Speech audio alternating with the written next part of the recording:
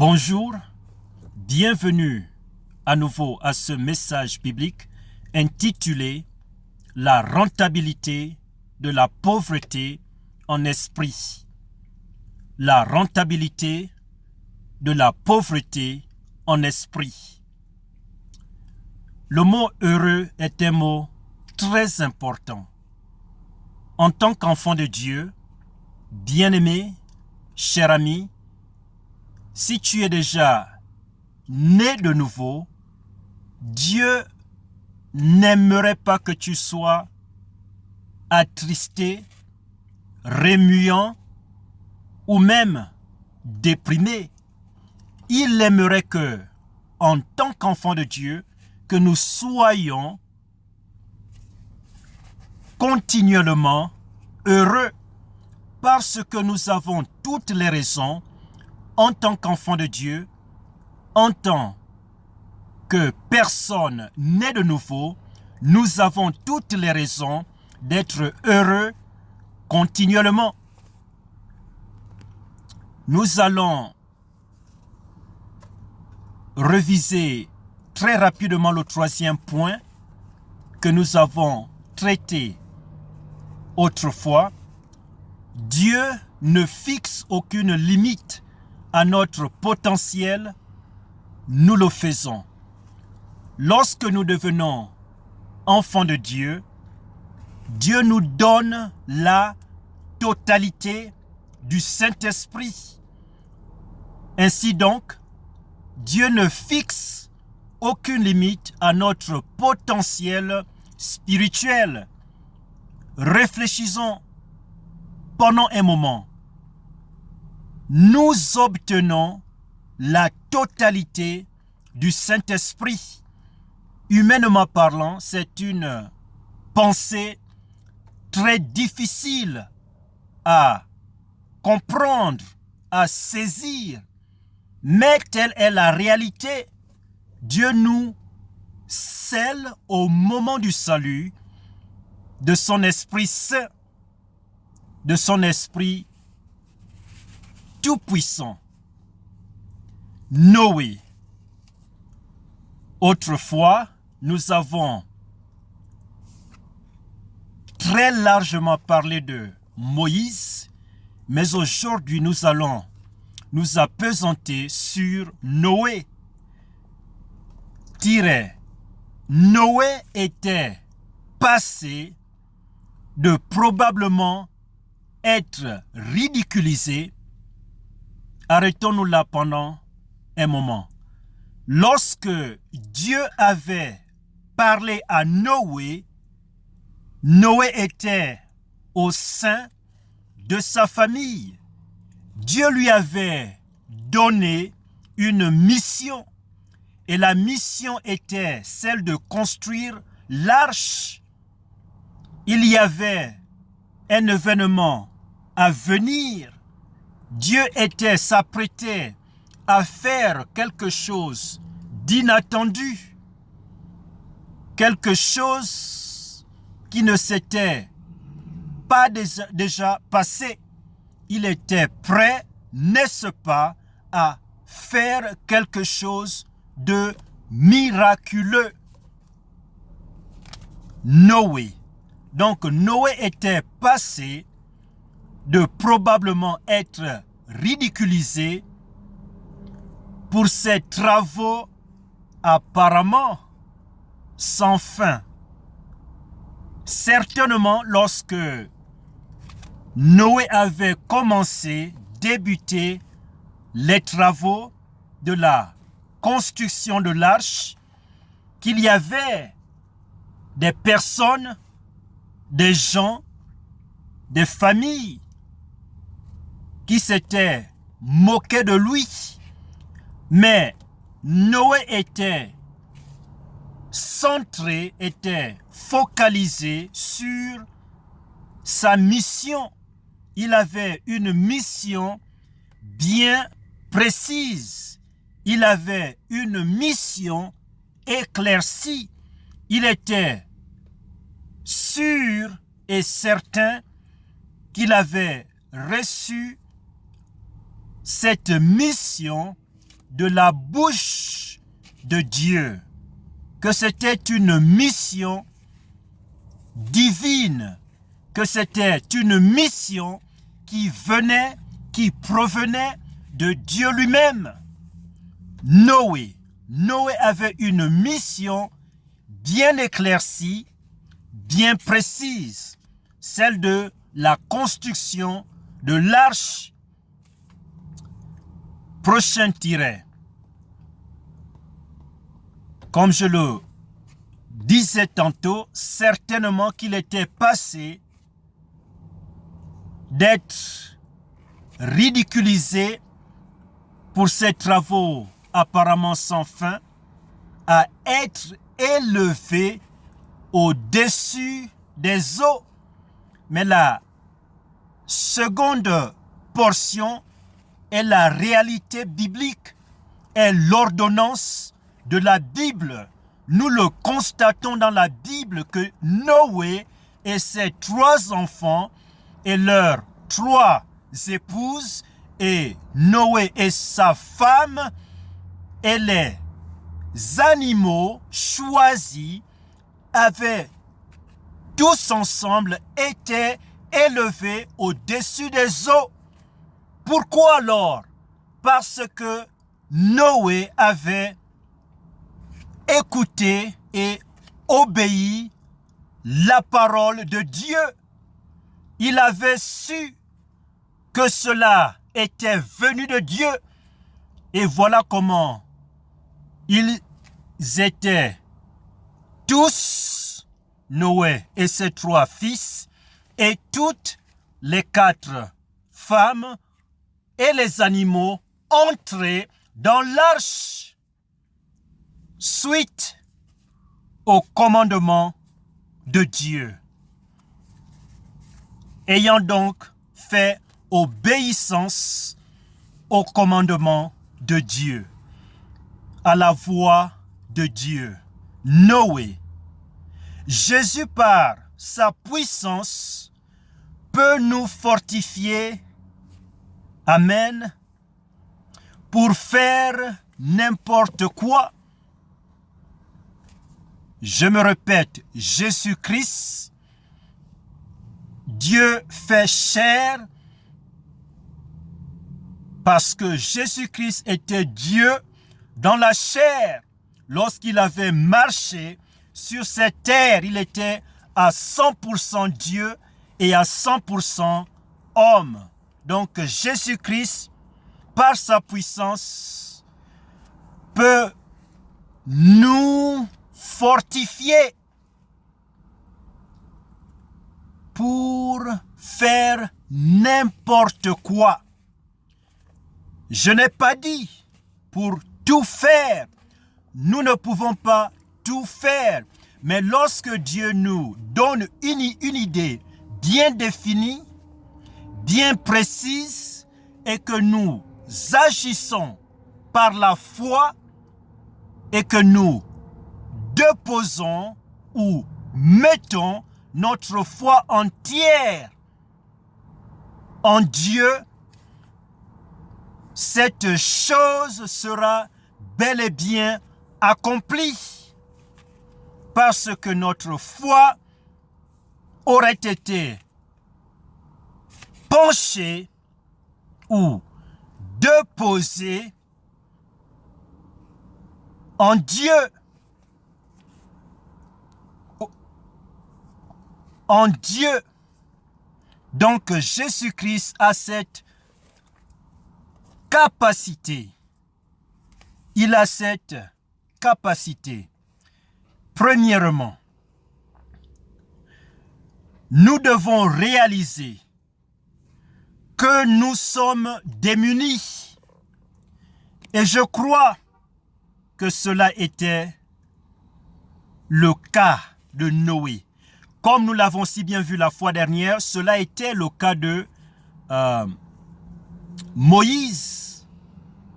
Moïse avait fait un constat, il avait réalisé, n'est-ce pas, qu'il était démuni. Et Noé, je le crois, avait aussi fait ce même type de constat, avait réalisé qu'il était démuni. Donc, premièrement, nous devons réaliser que nous sommes démunis. Comme le verset le dit dans Matthieu chapitre 5, verset 3, « Heureux les pauvres en esprit ». C'est la réalité déjà. Mais nous devons nous aligner avec cette réalité que Dieu a déjà établie. Elle est là, elle existe déjà. Mais en tant qu'humains, nous sommes le produit ou le fruit de notre environnement, de nos circonstances. Beaucoup d'entre nous, plusieurs d'entre nous, nous sommes laissés travailler par la société afin de définir notre vision du monde. Comme nous l'avons si bien parlé autrefois, il y a 3 grands types de vision du monde. Il y a la vision du monde scientifique occidentale. Deuxièmement, la vision du monde animiste. Et troisièmement, la vision du monde biblique qui est l'idéal. Et les autres visions du monde ou les dérivés que nous retrouvons dans le monde, ces autres visions du monde sortent de ces 3 visions du monde. Comme je l'ai si bien dit, la vision du monde scientifique occidental, de la vision du monde animiste et la vision du monde biblique. Donc les autres types de visions du monde sortent de ces 3 visions du monde fondamentales. Deuxièmement, nous devons réaliser que Jésus-Christ peut nous sauver et nous fortifier. Et je crois, cher ami, bien-aimé, que c'est ce type de constat que j'avais fait en 1998 lorsque j'avais réalisé ma condition de dénuement, que je ne pouvais pas m'aider. J'avais réalisé ma faillite spirituelle, mon problème du péché et que je ne pouvais rien faire pour régler ou adresser ce problème du péché. Et voilà comment, gloire à Dieu, je m'étais tourné vers Dieu de tout cœur, que j'avais reconnu mon péché et que je l'avais confessé à Dieu. Et ensuite, j'avais réalisé pour la première fois, lorsque ma vue spirituelle avait été ouverte, éclairée, j'avais réalisé ce que Jésus-Christ avait fait pour nous. Et ensuite, par la foi et de tout cœur, je l'avais invoqué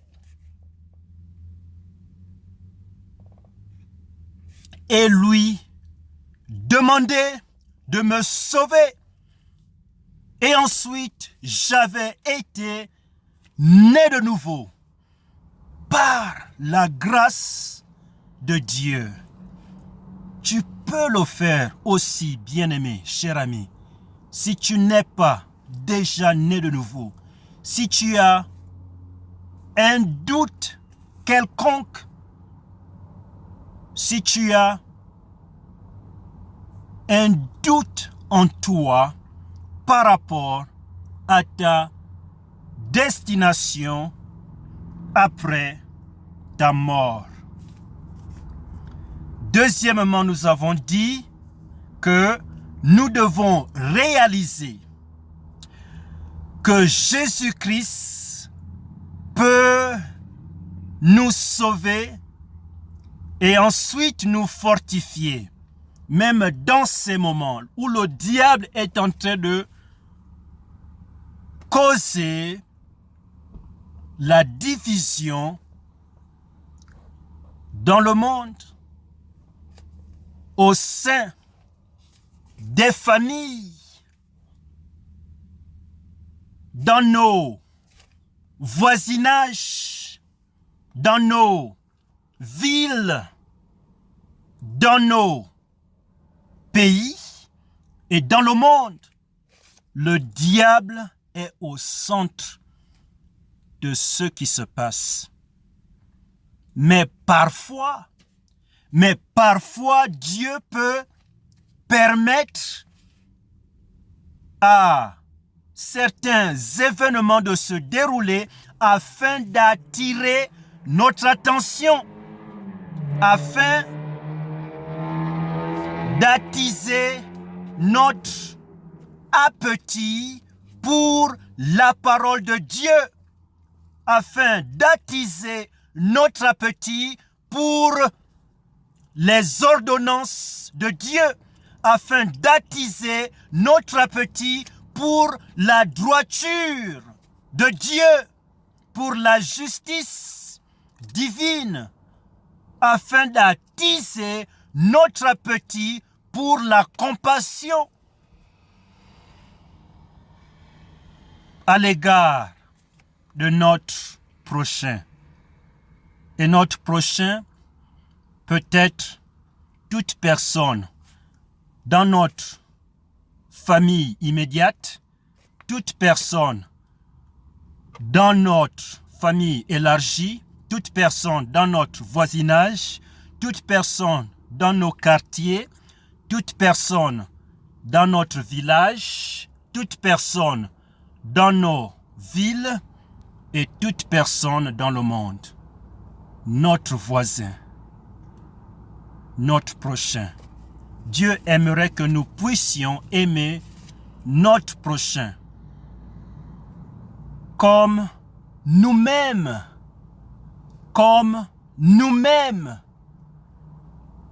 Et cela est preuve que nous avons l'amour de Dieu au-dedans de nous.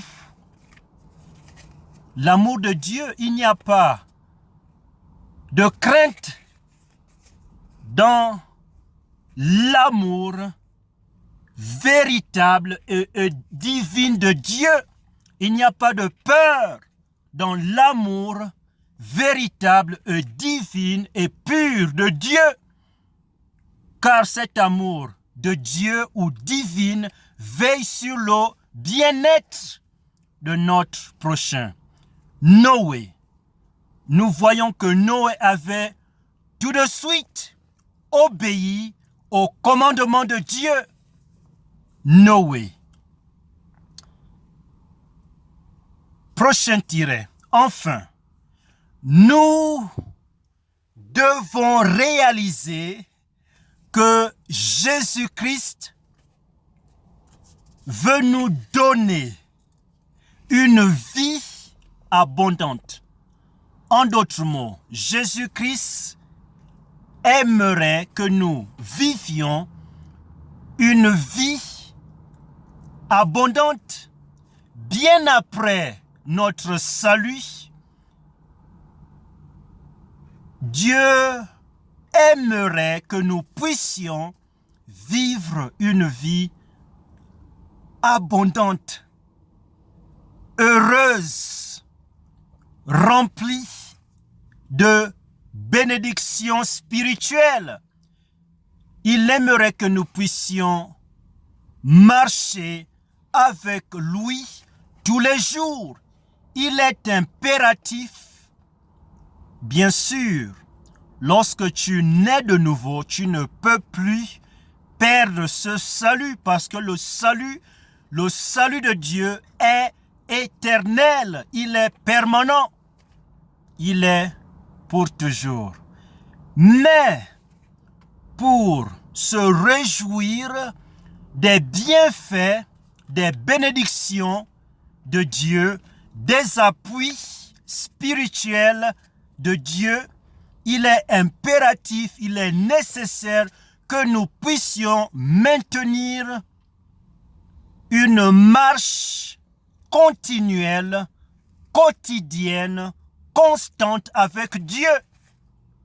Il est impératif, nécessaire que nous puissions avoir une si bonne santé spirituelle.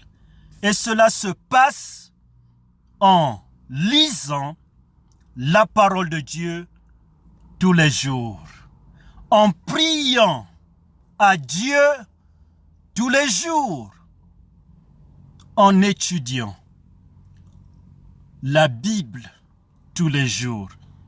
Et tu peux commencer avec un verset en même temps.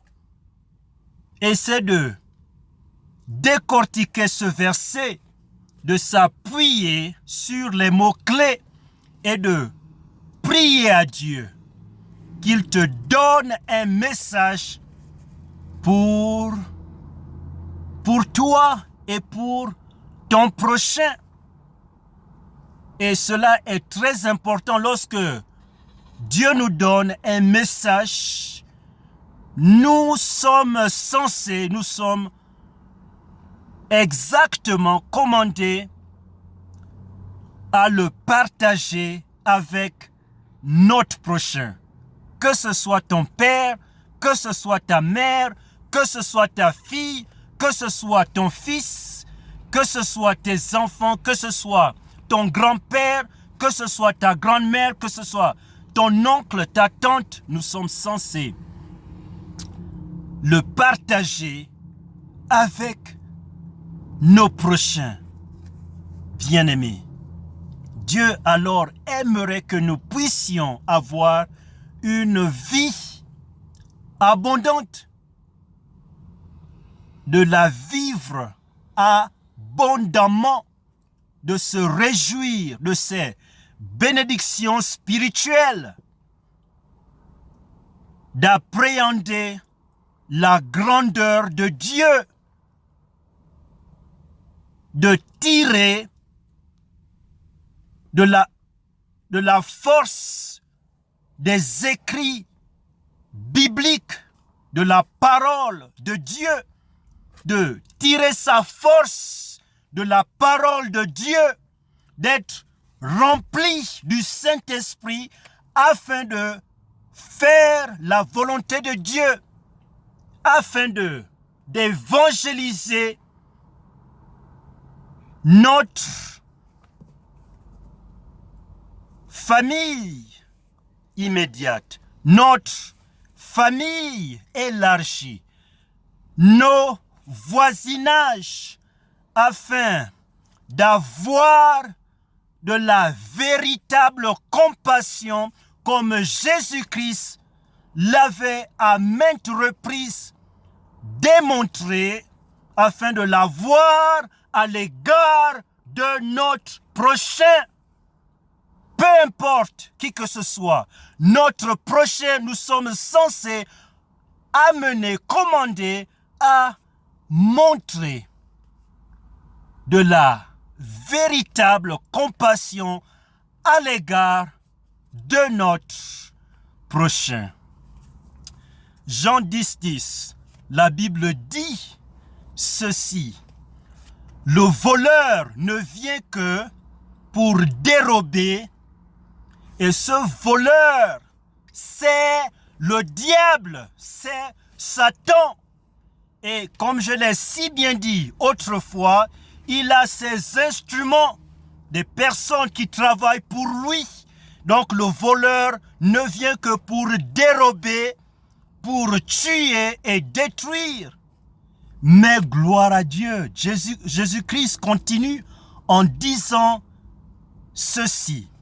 Mais moi, il s'agit bien sûr de Jésus-Christ, je suis venu pour que mes brebis, et ces brebis sont des personnes qui sont déjà nées de nouveau, qui ont déjà reçu Jésus-Christ de tout cœur par la foi comme leur seul, unique et véritable sauveur.